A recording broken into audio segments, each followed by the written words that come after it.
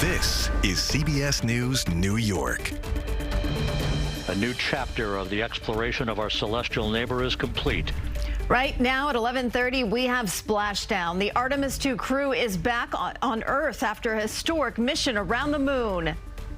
There we see Christina there, also smiling, finally peering out, waving at the cameras. Hello to you too, Christina, yes. Welcome back.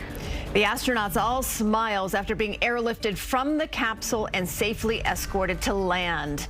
We go live to California to find out what's next for the crew. Plus, it was very nice to see the camaraderie, even with all of the things going on today, that we're all cheering on these astronauts. It was a night of pride and inspiration. Why this space mission meant so much to those who've waited decades. Good evening, I'm Christine Johnson, and after a roughly 10-day mission around the moon, the Artemis II crew has wrapped up its lunar journey. The capsule splashed down within a mile of the targeted position in the Pacific Ocean tonight. Picture-perfect ending for the four-person crew, which made history by becoming the farthest flying humans in history. About 90 minutes later, we got our first glimpse of the astronauts as they emerged from the capsule to eventually return to solid ground. We have team coverage here tonight. Naveen Dhaliwal is at an Artemis watch party on Long Island. Let's begin with Gwen Baumgardner. She's live in San Diego. Gwen, what a night. Christine, truly, that mission might be over, but there's still lots of work ahead for NASA and that Artemis II crew. We were told that they were really eager to try to make it to their families in Houston tonight, but as the night kind of goes on, it seems a little more likely that that may happen tomorrow. We know that they are eager to see and hug their families, and they have quite the story to tell.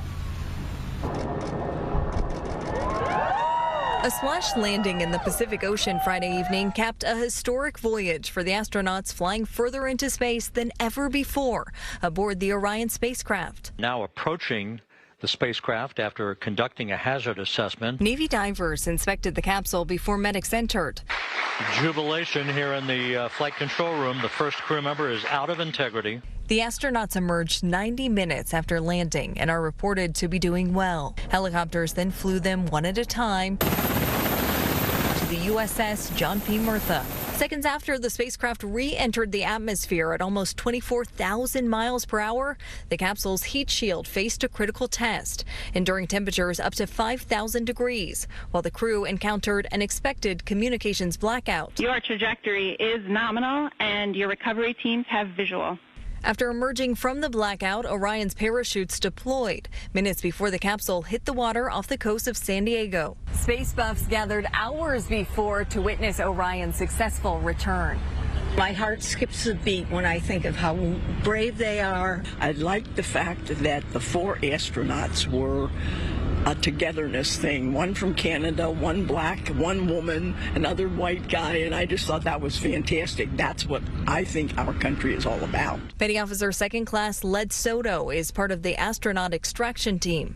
I'm very proud to be on this mission and very proud of where we have come with all the training and all the hard work that everybody's put in.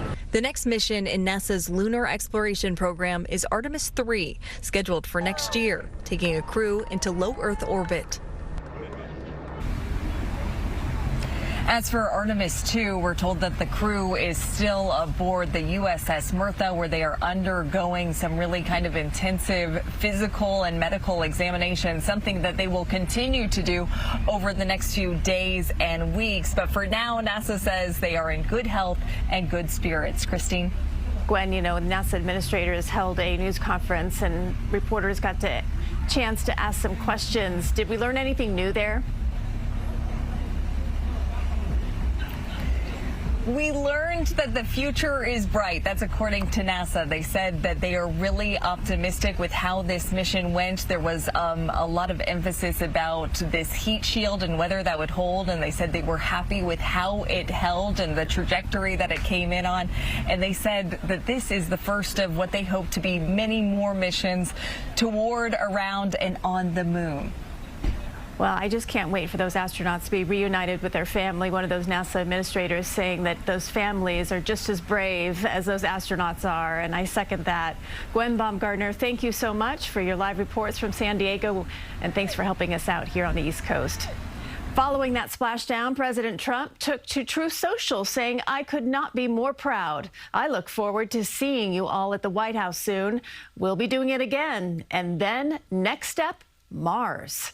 Tonight, all eyes were on the sky, and for many, the moment the Orion spacecraft return wasn't just a landing. It was history coming to life. Naveen Dhaliwal was in Garden City, watching every second of the descent and celebrating a new chapter in space exploration. There were cheers. Exciting.